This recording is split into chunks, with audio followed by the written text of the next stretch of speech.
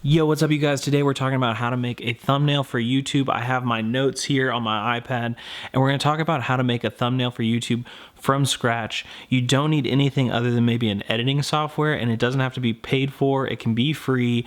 You just have to do things a little bit differently. But for this, I'm going to show you how I go about doing it. So run the intro and let's get into it. Okay, so the first step is about auto-generated thumbnails, which YouTube gives you. So if you don't remember any of these other things, remember this. Don't use those. So there's really two reasons why you shouldn't use these auto-generated. Number one is they're typically not indicative of the actual video. They're just really screenshots somewhere in the video. So they usually do a beginning, middle, end, and they're just somewhere where the auto-generated YouTube algorithm has picked a part of the video and considered that a thumbnail for you, which you don't want. You want to be able to pick your own thumbnail. Make this like a thing where you get to choose it versus you just get three choices. So that's the biggest issue, is like the indicative part. It's not really like your choice. You're not indicating to the viewer that this is what the video is about. Number two actually deals with the fact that they're not really in focus sometimes, and that can be a huge thing because when they're just auto-generated, it's just somewhere inside the video. They're not going to be in focus necessarily because maybe that's not where you were focusing on that shot for that frame or whatever. So that's a huge problem when you're talking about auto-generated. On the other side of step one though, sometimes we're just in a rush and we just need to get that content out. So we do something like this. We take a screen grab because either we're in a rush or on the other side, we forgot to take stills or something like that that we wanted to use originally. So instead, something you can do is actually, if you're going to do it through a post-processing software, something like Premiere, I actually open the window in like the display when I actually have the video, and I'll search through it and then select my own frame for my screen grab. So this, at least I didn't get to do those stills, so they're not quite as high res, but instead I still got to choose a frame that I like, that I feel is in focus and ready to be made into a thumbnail. Okay, so now that we've talked about auto-generated, what should you do instead? So one thing that I like to do is actually take stills before I've actually done my video. So if I have a video topic and I have an idea, what I like to do is set up my whole scene, and if you haven't seen that, I'll show you a really quick clip on how I've done it for this setup.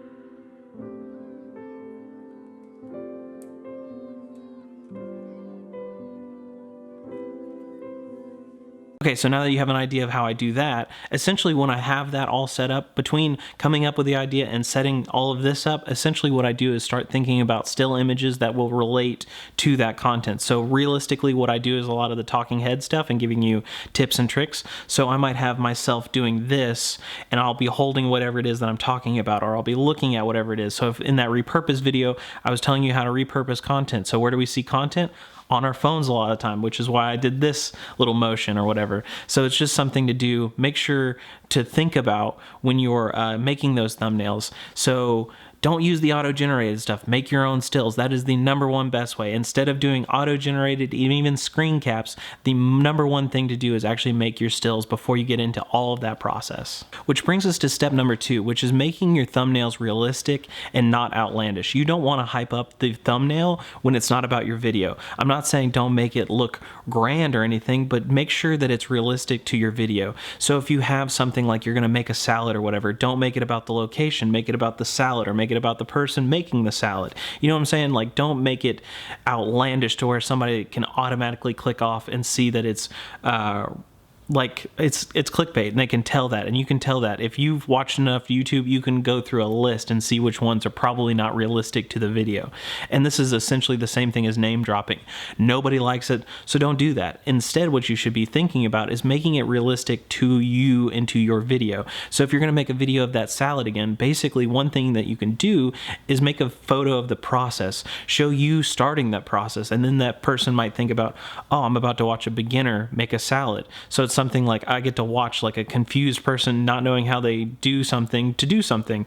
Or on the opposite side, show yourself making that same salad and show the end process, so we can watch, oh, I'm going to watch a professional do something that I don't know how to do. These are all things that are realistic to that video compared to something that's grand and outlandish that nobody's going to watch anyway because they know it's not like realistic. Inside that idea, think about making it a hook, make it a highlight of your video, make it a thing that starts your video, because when we're talking about making content, usually the first 10 seconds or 5 seconds is a hook anyway, so it's something that we want to attract our viewers into our video to make them watch the whole thing. So we might show them the end at the very beginning to make them watch the process to where they actually get to see the result again or whatever. So this is something you can do with your thumbnail. Make sure that it's a highlight, make sure that it's something really popular, something that really is representative of your video, but make it like a highlight reel, which could be really really interesting. So don't make it clickbaity, but also make it interesting. And those are things to think about. The third thing you want to think about when making your thumbnails is giving like a hidden element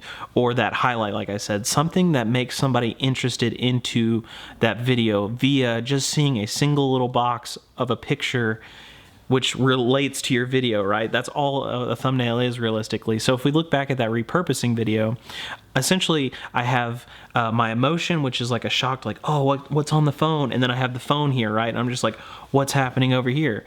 That is a way to direct you as the human being, just from a photography standpoint. You're going to look at my eyes first is usually where you're going to land. Unless there's words on the screen, you might land there first. But in this case, if I took the words off of it, you're going to land on my face and my eyes and my expression, and then whatever I'm like emoting towards. So in this case, we have me and then we have the phone. So I could put whatever I wanted on that phone and it's going to direct you to it. And that could be another element to make you want to check out that video. So think about that. Make like a hidden item, make it like clicky where it's not overly clicky, obviously, but something that gives you an incentive to think about, like, I wonder what that video is about. The fourth and final piece is talking about text over top of your thumbnail. So this is something that a lot of people use. Some people love it, some people hate it, some people do it all the time, some people do it never, and I want you to be right in the middle of all of those things. Don't overuse it, but don't underuse it, because text can give a lot of context to whatever your video is about, especially in a thumbnail. More than like your description, more than your title, people will look at the thumbnail first, and sometimes only, and they don't even pay attention to any of those other things. So you want to sometimes have some text in there to relay to your viewer what it's about.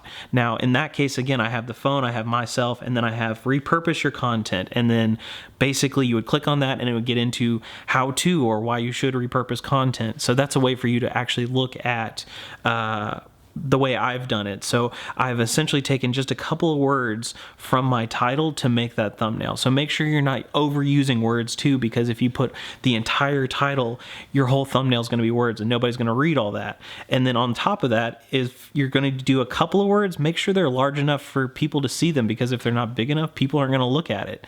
So these are all things that you can do. Inside Photoshop's really interesting because you can play with all of these elements. You can resize, you can do the blending options for your text. All of these things will help you when you're talking about trying to make that title really poppy when you're on top of your actual thumbnail. But with all of that, I want to say thank you for checking this out. Hopefully you liked my tips. Hopefully you liked watching me do it in Photoshop kind of like real time as I went along with this. Hopefully you liked all of this content. If you do, make sure you hit that thumbs up down below. Let me know that you like it. On top of that, make sure that you're subscribed and make sure you hit that bell. That way you get new content and you get notified for that new content when it comes out. So I have a ton in the drafts, constantly uploading every couple of days or so, and basically I set it and forget it. So instead of me making a tweet all the time about new content, if you'll subscribe, you can hit that notification bell and it'll let you know when all of that new content comes out. It's the easiest absolute way, but of course you can follow me on TikTok and Twitter as well for constant updates. I'm always on those socials as well. But beyond that, if you want to, make sure also hit that or leave me a comment down below. Let me know what you're thinking about. Let me know if you've tried some of these tips, if they've helped you out. If they haven't, let me know your problems or issues or anything that you've run into. Let me know all of that in the comments. I love comments and I love replying to every single one of them. So let me know what you're thinking about, what you've tried or what you haven't down below in the comments. And with all of that, I'm going to hit you with a and I will catch you in the next one. See you later. Try all of this out and let me know how it goes. I'll see you later.